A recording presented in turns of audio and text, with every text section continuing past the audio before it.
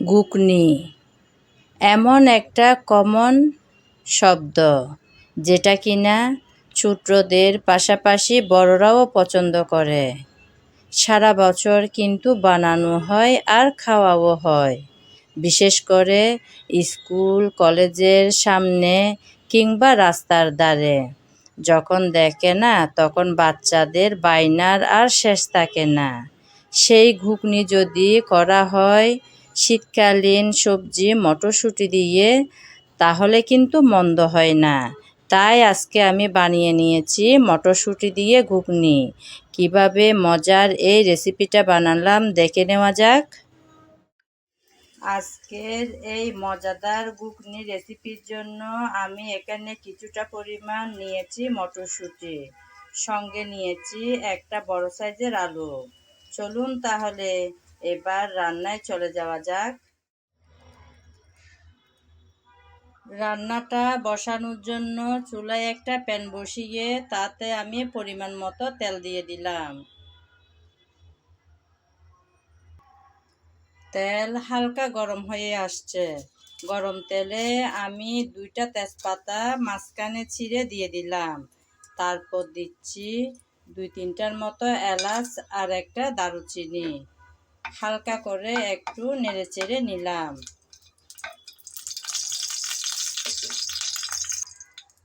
এখন দেব পেঁয়াজ কুচি।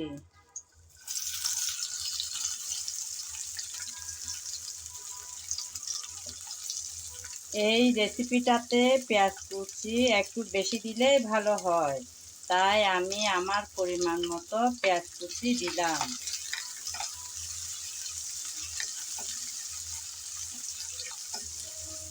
একটু করে নেড়ে চেড়ে নেব যাতে সামান্য নরম হয়ে আসে।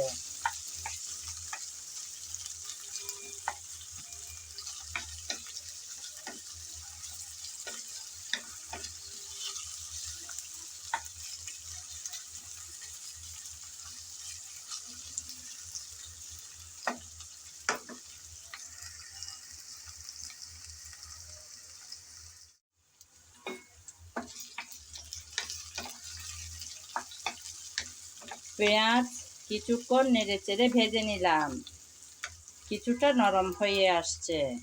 এখন দিয়ে দেব আদা বাটা আর রসুন বাটা। আমি আদা আর রসুন একসাথে বেটে রেখেছিলাম, ওখান থেকে কিছুটা পরিমাণ দিয়ে দিলাম।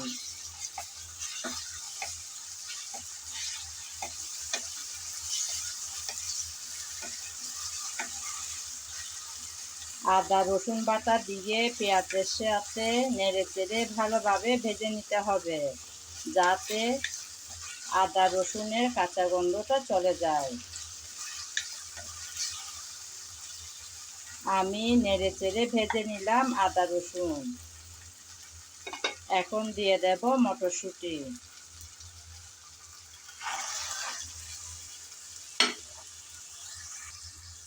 তারপর দেব আলু। আলু আর মটরশুঁটি ভালোভাবে একটু তেলের মধ্যে ভেজে নিতে হবে।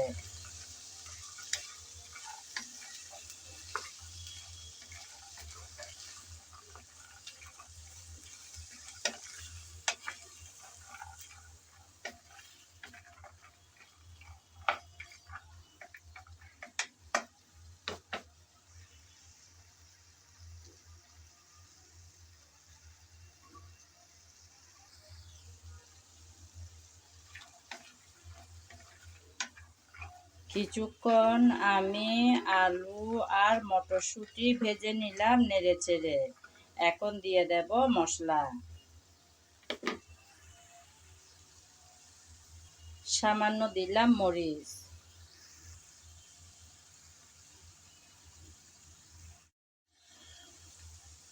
এখন দিচ্ছি হলুদ। তারপর দিচ্ছি জিরা আর ধনিয়া পাউডার। এখন দিয়ে দিলাম স্বাদ মতন লবণ। সব এখন একসাথে ভালোভাবে নেড়ে চেড়ে ভালোভাবে কষিয়ে নিতে হবে। আমি কিন্তু সব সময় বলে থাকি ভালোভাবে কষানোর উপরেই রান্নার ভালো স্বাদ আসে। যেমন সুন্দর কালার, সুন্দর ঘ্রাণ, ভালো স্বাদ তিনটাই কিন্তু আসে ভালোভাবে কষিয়ে নেওয়ার পর। তাই খুব যত্ন সহকারে কষানোর কাজটা সেরে নিতে হবে। আমিও তাই নেড়েচেড়ে ভালোভাবে কষিয়ে নিচ্ছি।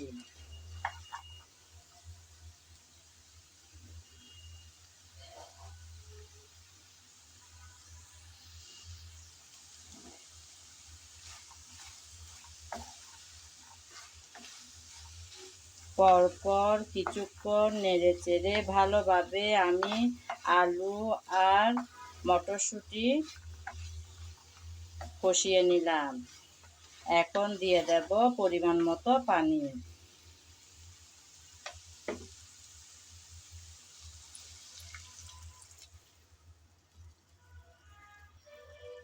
আমার মনে হয় আর একটু পানি লাগবে, তাই দিয়ে দিলাম।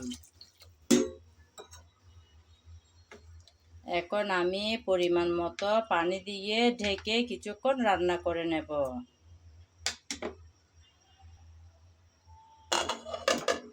ঢেকে দিলাম কিছুক্ষণের জন্য। ফিরে আসবো কিছুক্ষণ পর।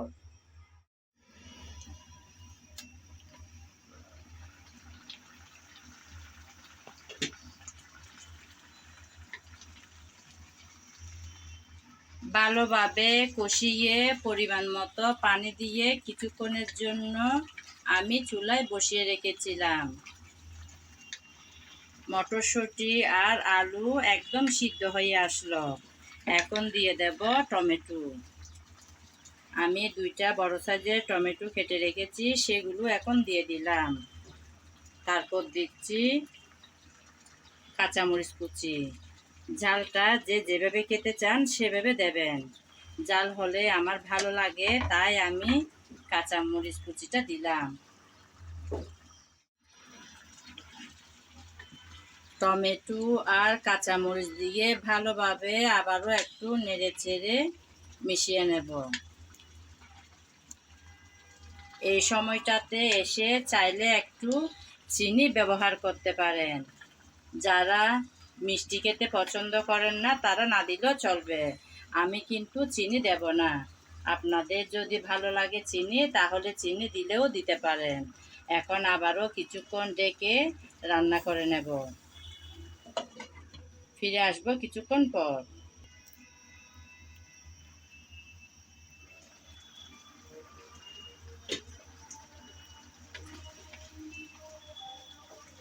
টমেটোটাও অনেকটাই নরম হয়ে আসছে। এখন দিয়ে দেব কিছুটা ধনেপাতা কুচি। ঘুগনি সারা বছরই খাওয়া হয়, স্কুল, কলেজ কিংবা রাস্তার ধারে। ভীষণ ভালো লাগে খেতে। সেই ঘুগনি যদি বাসায় বানানো হয় যত্ন সহকারে, দারুণ লাগে খেতে। বিশেষ করে এখন শীতকালে মটরশুঁটি পাওয়া যায় খুব সুন্দর তাজা তাজা। এই মটরশুঁটি দিয়ে কিন্তু আমরা চাইলে এটা বানাতে পারি। এখন আমি ধনেপাতা কুচি দিয়ে আবারও 2-1 মিনিটের জন্য চুলাটা ছোটো করে দিয়ে চুলার উপর ঢাকনা দিয়ে বসিয়ে রাখলাম। ফিরে আসবো 2-1 মিনিট পর।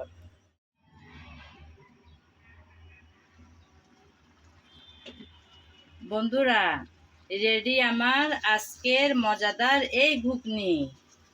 আমার এই রেসিপি যদি আপনাদের ভালো লেগে থাকে, তাহলে আমার চ্যানেলটি সাবস্ক্রাইব করে আমার পাশে থাকবেন। আর যদি ফেসবুক পেজে দেখে থাকেন, তাহলে পেজটি ফলো করে দেওয়ার অনুরোধ রইল। রেডি তো হয়ে গেল। এখন আপনাদেরকে পরিবেশন করে দেখাবো।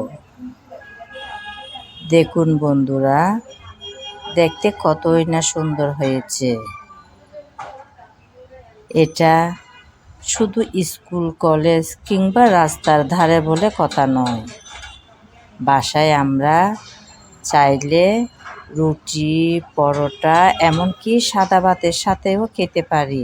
এতটাই মজার হয় এই রেসিপিটা। চাইলে আপনারা ট্রাই করতে পারেন আমার রেসিপিটা ফলো করে।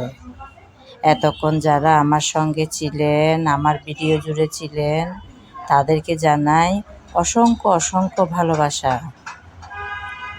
আগামী ভিডিও দেখার আমন্ত্রণ জানিয়ে এখানেই বিদায় নিলাম।